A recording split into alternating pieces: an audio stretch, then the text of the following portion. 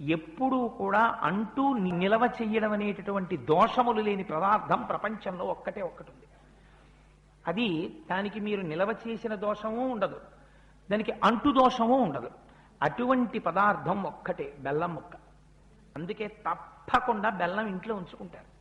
అది పరమమంగళ స్వామికి అవసర నైవేద్యం పెట్టేస్తే పొంగిపోతాడు ఆయన. పైగా మీకు గమ్మత్తు తెలుసా అండి, బెల్లం ముక్క నైవేద్యం పెడితే ఇంట్లో ఆరోగ్యంగా ఉంటారు.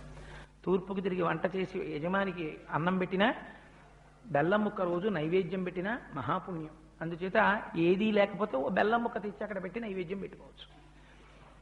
ఆ తరువాత నీరాజనం, తాంబూలం ఇస్తాం.